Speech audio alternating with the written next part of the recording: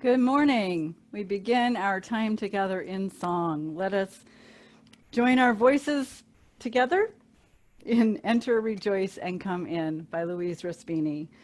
Please make sure that your microphones are muted so you can sing as energetically as you like. Here we go.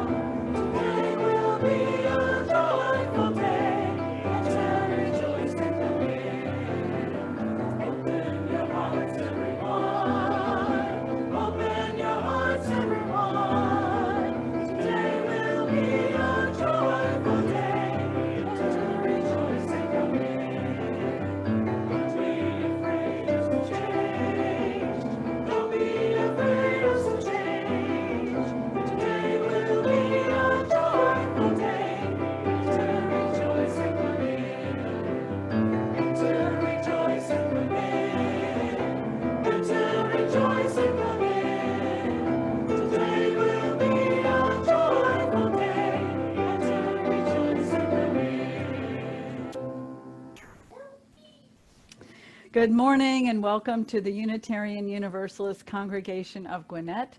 My name is Jan Taddeo. My pronouns are she, her, and hers. I am so delighted and overjoyed and privileged to serve our faith as the minister of this congregation. I'm so glad we can be together in whatever way is possible during this time. I hope that you are enjoying this lovely, hot, muggy day. It's perfect for me, but I know some of you are suffering. But we arrive from many places and many life experiences as we gather to recall our true selves, to reflect on the meaning of our lives, and to explore questions of ultimacy together. If you are here for the first time or the 1,000th time, you are welcome here. If you believe in many gods, a god or goddess, no gods, or you're just not sure, you are welcome here. If you are gay, straight, bisexual, asexual, pansexual, transgender, cisgender, still trying to figure it out, you are welcome here. If you're covered in tattoos or are a blank slate, you are welcome here. If you shout amen after each song or sentence, or if you prefer to sit with us quietly, you are welcome here. If you come here sober, addicted, or wherever you are on your healing journey, you are welcome here. If you come here grieving, or if you come here celebrating, you are welcome here.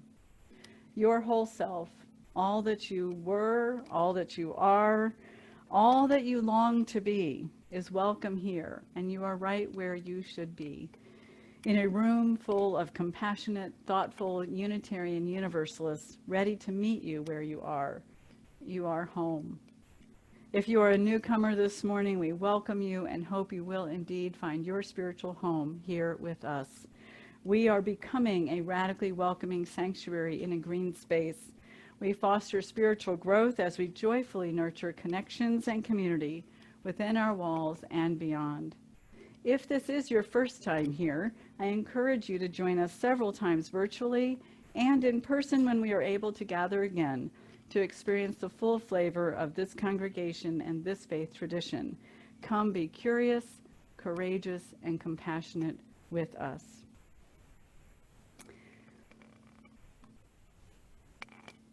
I invite you to take a deep breath with me to bring your full self, every molecule of your being, into this precious time we have set aside.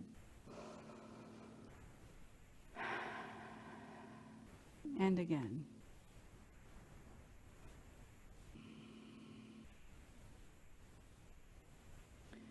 As sound moves through us and around us, may we be reminded how deeply, profoundly, inextricably interconnected we are with one another with all beings and life on this planet, and with all the stars in the cosmos.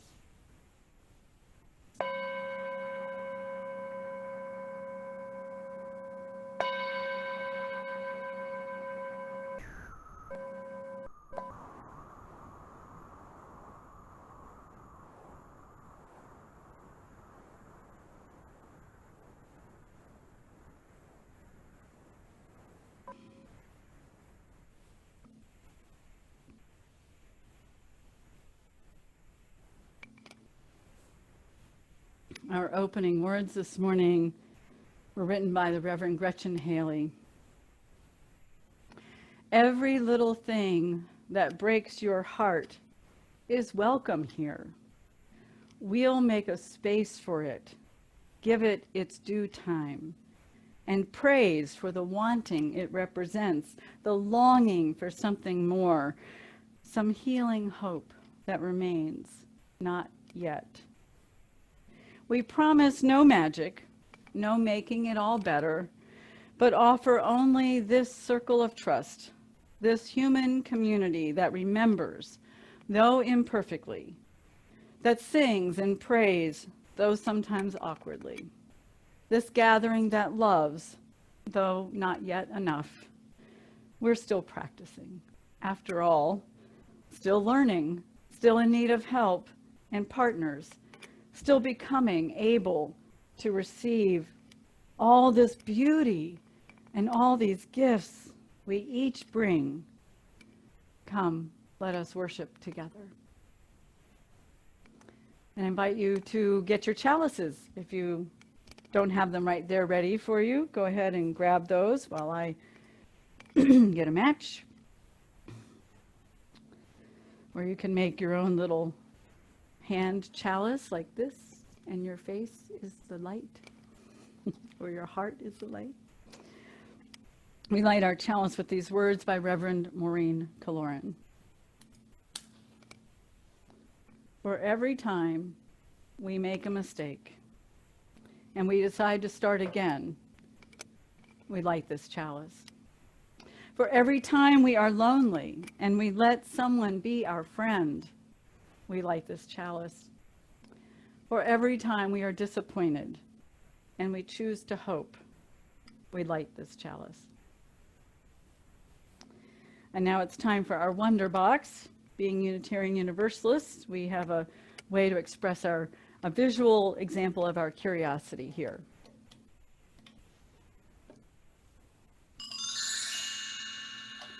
Ooh, a pretty bottle. Those of you who have been with the congregation for a while know, I think, what this is. This is water collected from our annual water ceremony that takes place. Lately, we're doing it the Sunday after Labor Day in September. It has all the water that people have brought that represent their spiritual journey, their emotional journey, their life journey. And we use a little bit of this water when we do certain rituals in our congregation, especially the rituals of leaving and the circle of compassionate presence. And one of the things we say in those rituals is that water washes away that which no longer serves us. And that made me think about the concept of forgiveness, which is sometimes letting go of things that no longer serve us, or the suffering that no longer serves us. And I have a story about that is from our UUA Tapestry of Faith program. It's one of the junior high curriculums. And this is called A Circle of Forgiveness. Reverend Dr. Emily Brault, who shared this story, this true story, is a Unitarian Universalist minister who works as a chaplain with the Oregon State Correctional Department. Prior to her current position working with incarcerated women, she worked at a juvenile correctional facility. This is one story of forgiveness that has inspired her along the way, and I'll read it in her voice. While I was working at a juvenile correctional facility, I met a 15-year-old boy. We'll call him Jeremy. Jeremy was in prison for breaking into a church and stealing money. It was a random church. He didn't know anybody there, had never gone there, But it was an easy mark, and he needed the money. Who knows what for? Toward the end of his sentence, Jeremy had the chance to participate in a restorative justice circle. It turned out that some of the people at the church wanted to meet him. They wanted to hear his side of the story. Why did you do it? Why us? And they wanted to tell their side of the story, too. How did Jeremy affect the church? How did he affect the people in the church? I was one of the people who helped Jeremy get ready for his circle. At first, Jeremy didn't understand why the people would be mad at him. He said, "It's not like I stole from somebody in particular. The church can always get more money. It's not like it's somebody's money." I tried to explain it to him like this. Imagine that you have two piles of money. One pile is for yourself, for things that you want, maybe a bike or a stereo. And the other pile is for your grandpa. Maybe you're saving money for your grandpa because he needs surgery or he needs glasses, and you've been saving money for him for a long time. So now imagine these two piles of money, and I'm going to take one of them from you. Should I take your money, or should I take the money that you've been saving for grandpa? Jeremy decided I should take his money. When I asked him why, he said, "Because I can always get those things later, but my grandpa needs my help." "Well, Jeremy," I said, "when you stole from the church, you stole money that people gave so they could help other people. So you didn't just steal from one person. You stole from a pile of money that was meant to help many people, maybe people like your grandpa." Jeremy was very nervous about meeting the people that he had stolen from, but he wanted the chance to apologize to them. He was very scared about what they would say, though. Would they hate him? Would they yell at him? He had no idea how they would react. But he wanted to apologize, and he had the courage it took to listen to whatever the people of the church needed to say to him. I met with Jeremy the day after the circle. He was so happy and energetic. When I got there, he said, I was really nervous. All these people were there, the pastor was there, and like 5 different people from the church, and we all just went around the table and talked. They told me how I had hurt them and how they were still struggling with feeling safe in their church. Some of the people cried. I felt so bad. I cried too. I told them everything, what I was thinking, why I did it, and I apologized. I apologized for being selfish and for thinking only of me and for never thinking about how I might affect other people. I wish I could take it back. I wish I could live that night over and make different choices, but I can't. All I can do is say, I'm sorry. And after it was over, some of the people gave me hugs. I don't think I've ever cried so much, Chaplain. I can't believe they gave me hugs, and they forgave me. Jeremy was a different person after that.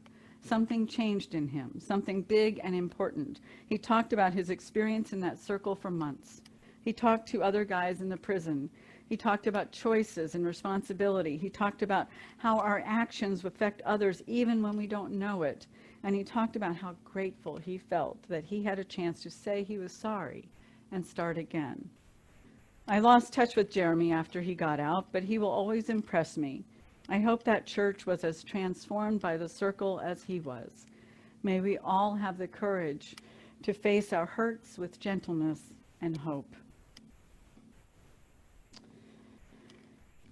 I gather from this story that Jeremy's heart and the people in that congregation, their hearts were in a holy place through this process of restorative justice. Please join me in singing When Our Heart is in a Holy Place, written by Unitarian Universalist Joyce Poley.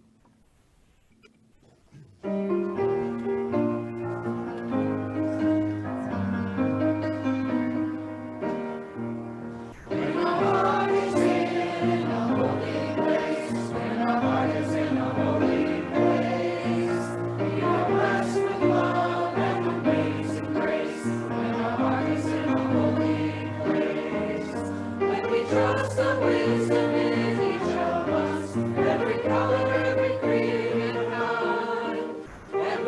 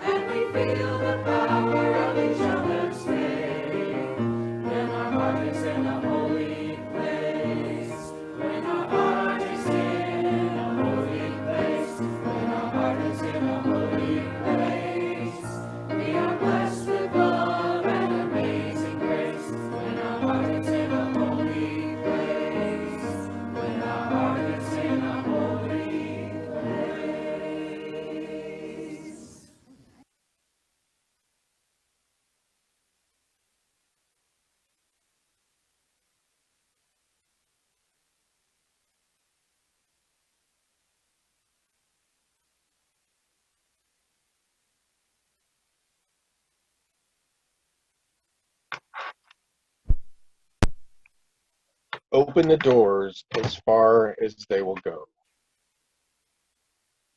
I know my big sister and I share the same love for the world. An early memory of our hyper-isolated life is the time we met on the playground of the new school we had just started. And the hug she gave me was the first sign I had that day that I existed.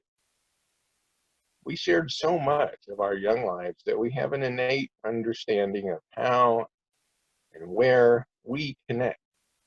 We draw on that, plus our shared love of our children, our deceased parents, our brother, our pets, the Florida beach and the Tennessee woods, to keep the home fires burning. I always coveted her special wall poster, which said, "People are lonely because they build walls instead of bridges." I am proud to say I can look at least one person who thinks very differently from me in the eye and agree that we are more alike than we are different. However, the lack of human connection I see in the world outside my insular family, the lack of connection, the lack of human connection, is incendiary. I'm astounded at the truth of our shared human past and present and of our endangered status as a species hasn't drawn us closer together. It is heartbreaking to think that our separation one from another might be rooted in fear of loss, maybe of that loss. Whether that fear is of loss of power, privilege, money, prestige, or loss of confidence in our superiority, it is volatile and it is exploding into anger with horrifying speed and intensity. So how do I make it through this panic attack? My mentors tell me to listen to the words of Hosea Burke. Surrender only to this life, this day, this hour, not because it does not constantly break your heart, but because it also beckons with beauty, startles with delight. If only we keep waking up. And here's what I am waking up to. I love you all. We are made of the same stardust. The same water that gives us life has been part of us since life began. Genetically, we are almost identical. We are inextricably. Our distant ancestors survived ice ages. What affects one of us affects all of us. We are connected at the soul. Alex Miles writes, "The most incredible feeling about soul connections is that they are not new connections. They are reconnections of energy, a past life, an old memory, a distant galaxy, an ancient place, or from ancestral lineages. The vibrational resonance signals, 'Hello again, I know you,' without any further explanation needed. And because of our soul connections, we can cultivate compassion." Henry Nguyen writes, "Compassion asks us to go where it hurts, to enter into the places of pain, to share in brokenness, fear, confusion, and anguish. Compassion challenges us to cry out with those in misery, to mourn with those who are lonely, to weep with those in tears. Compassion requires us to be weak with the weak, vulnerable with the vulnerable, and powerless with the powerless. Compassion means full immersion in the condition of being human." I am particularly drawn in current times to the need for open dialogue, letting go of, or maybe just resting, our differences and picking up the lost threads of our shared stories. I think if we let go of our fears and cultivated gratitude together, there might be some hope that our compassion one for another might draw us closer. Anne Lamott writes, "You do not need to be already perfect or even halfway to belong in this circle where grace meets us where we are, but does not leave us as it found us." Linda Susan Ulrich offers a hopeful vision for compassionate action. Open the doors as far as they will go. Draw on the strength of the stones beneath you. Ground yourself in a firm sense of who you are. Stand as a beacon welcoming the next seeker. And shine far beyond the lintel sill. Open all that you are. Heighten and deepen your connections to the world around you. Broaden your definition of neighbor. Grow into the largest target for grace that you can muster. And pray to become a gateway for even greater love and compassion. Open up the doors, my friends, lest we keep the stranger out and condemn ourselves to prisons of our own making.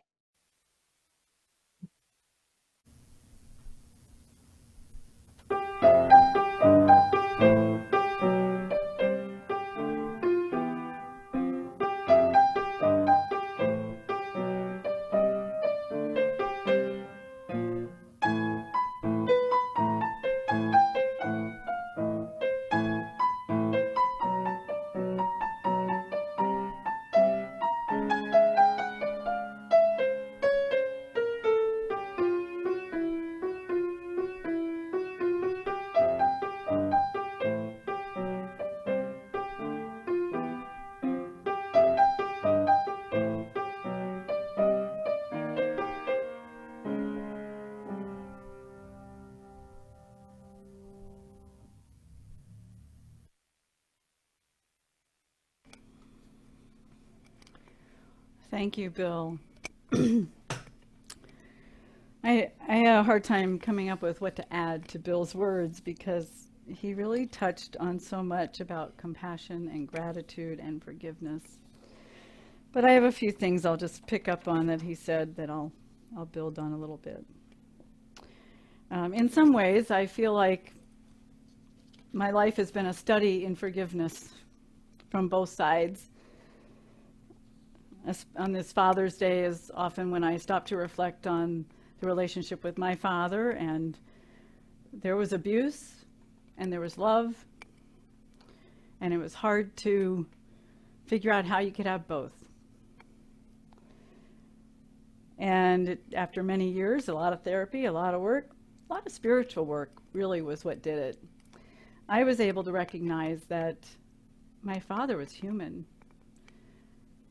He was deeply flawed, like all of us.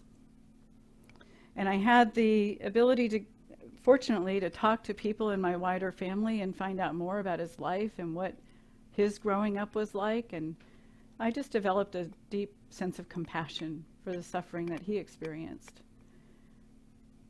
And that allowed me to just let go of anything I was still holding on to that was holding me back. I think about this all those times we wash our hands, you know, and I encourage you to think about this too now that with the pandemic, we wash our hands a lot, right? Every time we're washing our hands, you might think about what are we holding on to that is a hurt or a harm, that we're a grudge, that we just won't let go of. And maybe let some part of that go down the drain. Letting go is choosing power, choosing our own power, choosing to not let someone else's actions have power over us. It's choosing to move forward. It's also choosing gratitude, gratitude for who we are, gratitude for our ability to see more broadly, but also just gratitude for life, as Bill says in his reflection, to be surrender to this life, this day, this hour, not because it does not constantly break your heart, but because it also beckons with beauty, startles with delight, if only we keep waking up.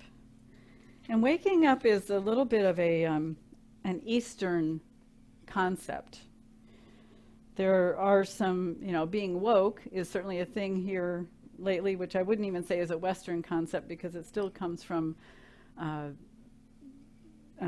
African American peoples and their culture and indigenous cultures. So, but awakeness also has an Eastern, deep roots in Eastern culture. And one of the things I learned recently was that resilience, the concept of resilience, is a Western concept in so many ways. Tibetan and Sanskrit language do not have such a concept. So there were these Tibetans being attacked by the Chinese, and it was brutal and awful and violent and deeply aggressive and hurtful, and just unspeakable things happened. And the culture of the Tibetan people was such that they saw this as the person's karma in action and not an attack on their personhood. And they had compassion for the murderers and rapists. They had compassion for their suffering, that they had not been able to break free of their suffering and therefore were causing more suffering and harm and hurt in the world. And that's how I see my father, that he was trapped in his suffering and therefore could not easily rise above it and caused harm to others. This is a little bit of what compassion is all about, being able to be curious about other people's experiences and what they bring with them. What are their stories? What are the things they've encountered that have shaped the way that they show up in the world? What work have they yet to do to heal their souls? And a lot of this is on the interpersonal level. And that's important to note, because there's a lot of really big things that are not easy to forgive, or we certainly can't be grateful for. And it's even hard to find compassion, and that would be the large issues of systemic racism and white supremacy culture that has permeated around the globe. Sexism and misogyny and homophobia and transphobia and those things that separate us and make us fearful of one another and also cause great harm to our fellow humans. It's hard to forgive the inaction on climate change when we knew 50, 60 years ago what needed to be done, and the people who could have done those things didn't. Instead, we were told it was all up to us, just keep recycling and it'll get better. That was a lie. How do we forgive those big things? How do we find hope in these big things? Certainly the protests are inspiring, and it is important that people come out and have that shared experience of support and outrage and organizing and clarifying their demands and naming what needs to happen for our systems to change. That's important. But I have trouble with the concept of hope, and so I've been turning to Václav Havel's definition of hope. Hope is not the conviction that something will turn out well or will turn out the way we want it to. It is the certainty that something is worth doing no matter how it turns out. The certainty that something is worth doing no matter how it turns out. Putting our heart in that holy place. I was recently a colleague shared with me a reading that a colleague shared with them that is a Martin Luther King quote that really speaks to this concept of forgiveness, gratitude, and compassion, and love, and putting our heart in a holy place. These are Martin Luther King Jr.'s words. We will match your capacity to inflict suffering with our capacity to endure suffering. We will meet your physical force with soul force. Do to us what you will, and we will still love you. We cannot in all good conscience obey your unjust laws because non-cooperation with evil is as much a moral obligation as is cooperation with good. And so throw us in jail and we will still love you. Burn our homes and threaten our children, and as difficult as it is, we will still love you. Yes, send your hooded perpetrators of violence into our communities at the midnight hours and drag us out on some wayside road and beat us and leave us half dead, and as difficult as it is, we will still love you.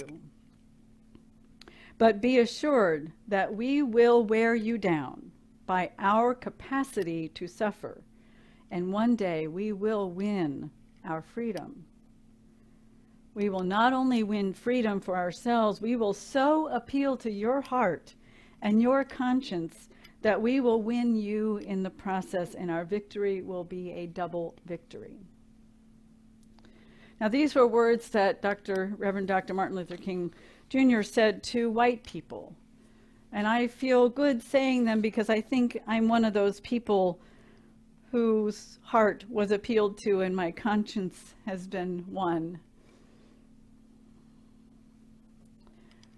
I understand systemic racism, I understand systemic sexism, and I do what I can, where I can, when I can, to help others to see them, to change other hearts. And we don't do this necessarily just by big protests or law changes. You cannot create laws on love.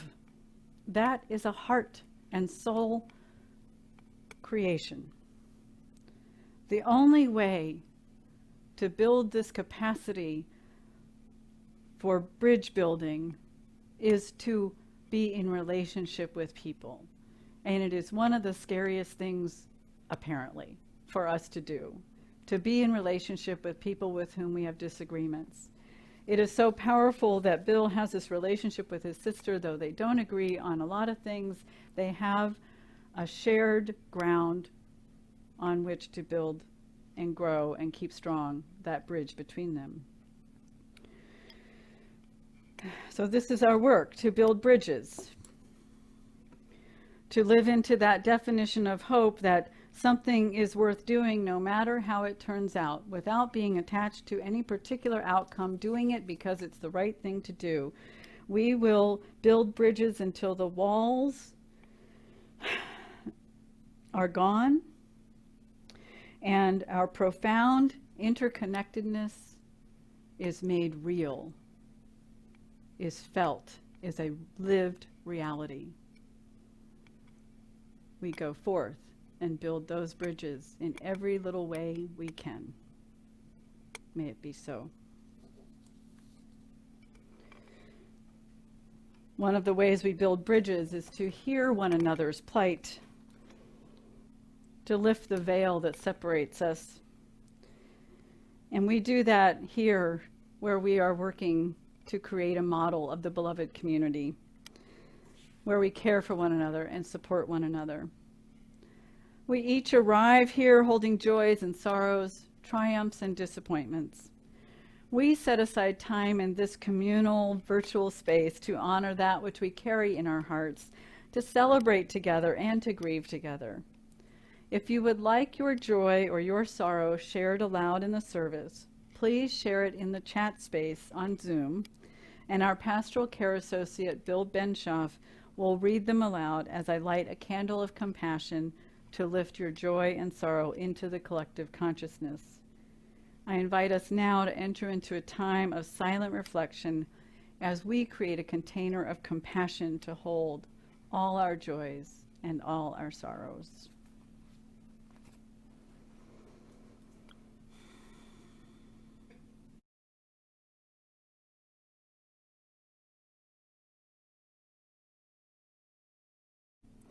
We light one more candle for those joys and sorrows that remain held in the sanctuary of the heart. May we hold one another with compassion and loving kindness.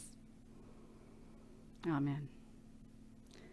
And we respond to all of these joys and sorrows, spoken and unspoken, with the song Comfort Me by Mimi Bornstein-Doble.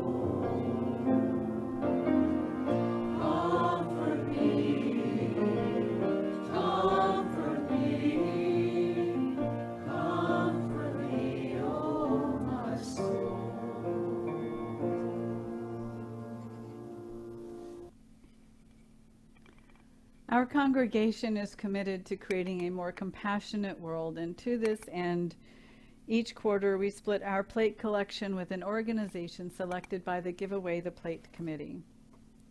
Our second quarter plate recipient is Rainbow Village, located in Duluth. Rainbow Village transforms the lives of homeless families with children by providing a stable community and services that instill initiative, self-development, and accountability for future generations. They provide self-sufficiency skills, adult life skills, child and youth programs, mental health services, early childhood development, and they offer an alumni program. Our plate contributions also support the shared ministry of this congregation. And since this is the last collection for this quarter for this recipient, so I ask that you please give generously to support the work of this really important ministry in our wider community, as well as the vision and mission of our congregation. As we listen to a recording of Brian Bishop playing a portion of Pandemonium by Don Reckman, you will see on the screen ways to contribute to our offering via PayPal, Venmo, or by mailing a check payable to UUCG to the address shown. If you are worshiping with us for the first time, your presence here today is a great and generous gift to this congregation, and you may choose to let the plate pass. The offering will now be gratefully received.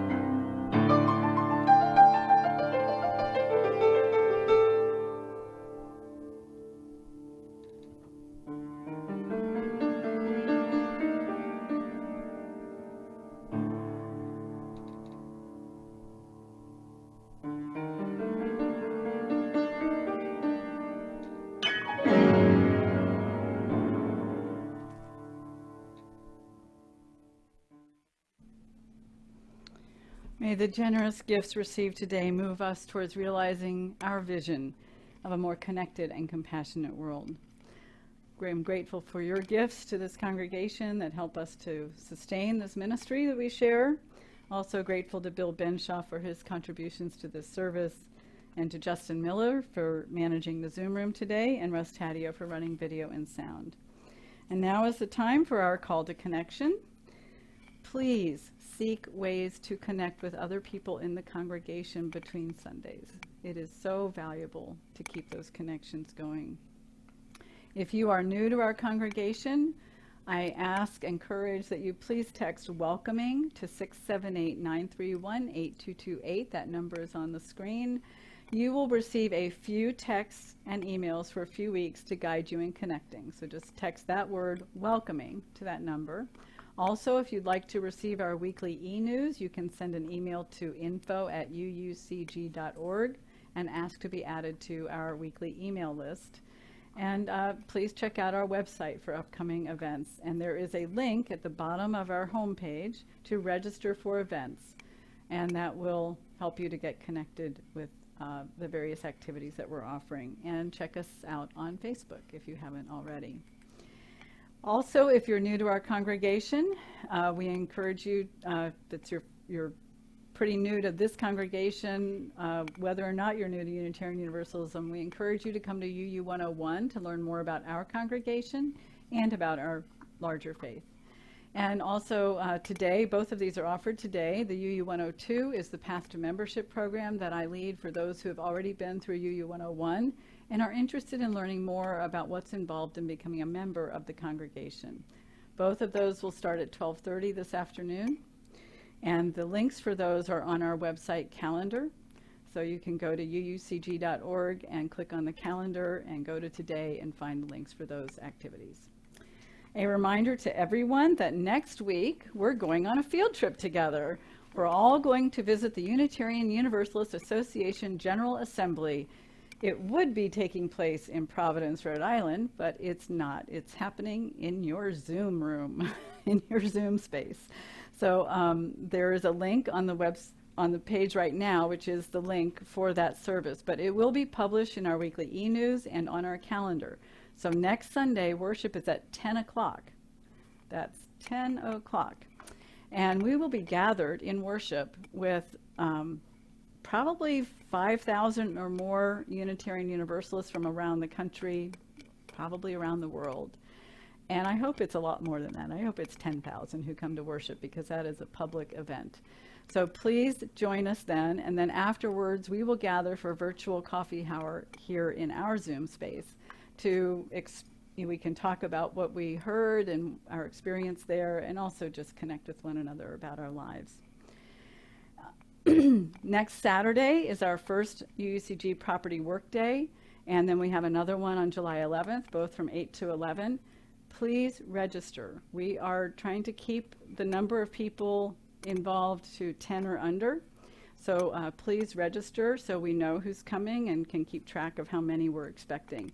And if you register, please come. And if for some reason you can't come, you can contact me or Lorena or Harry, or just if you can't make it after you've registered, please let someone know. Let us know somehow.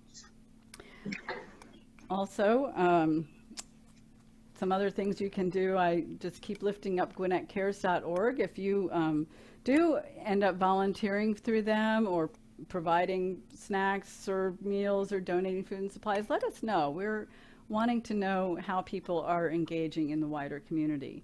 If you need support, GwinnettCares.org has information about COVID-19 testing, how to get food, household supplies, childcare, transportation, healthcare, and so forth.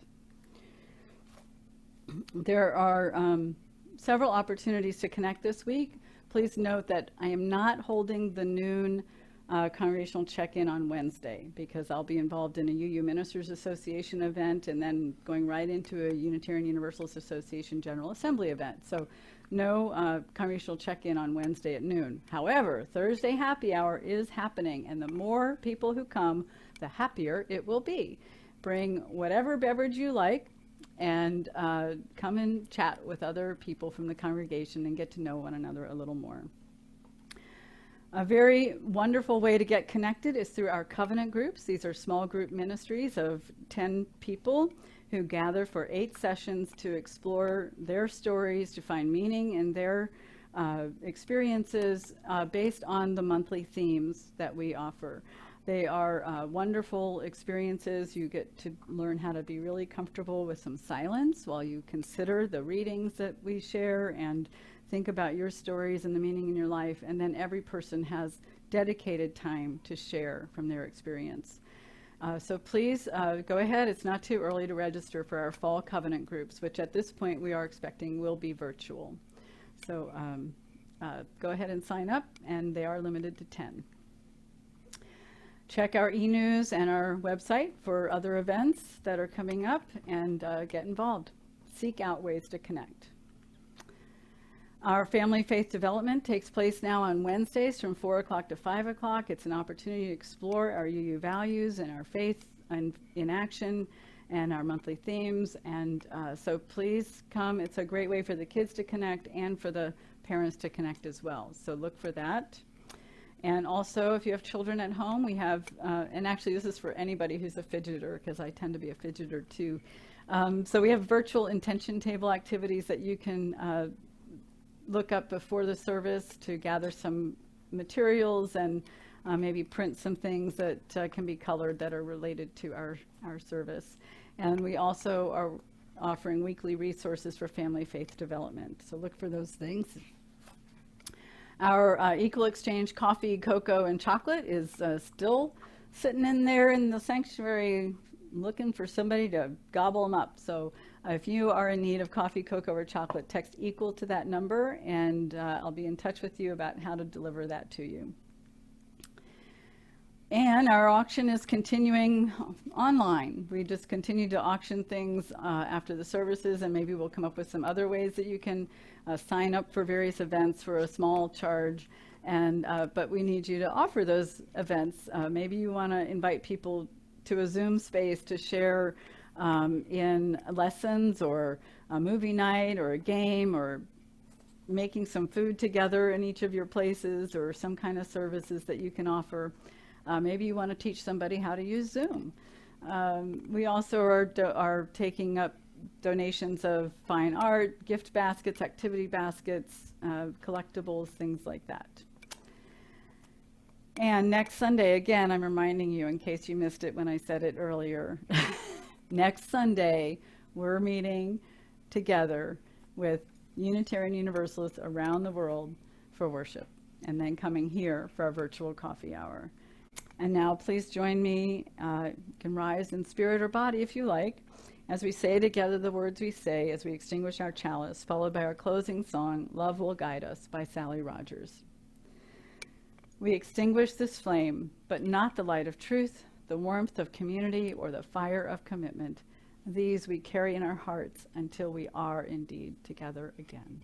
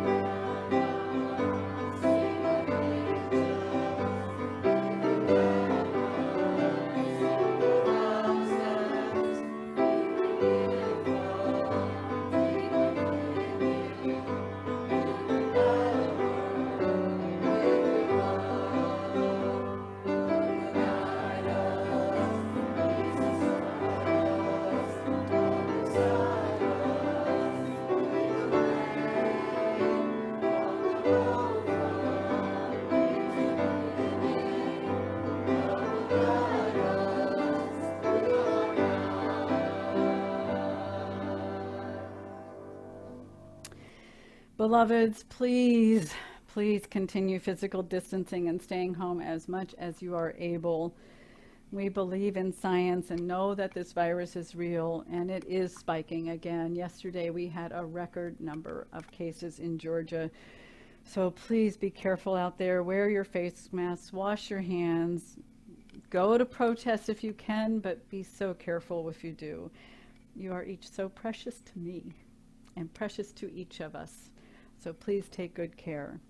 Our service has ended, and now our service to one another and to our vision begins.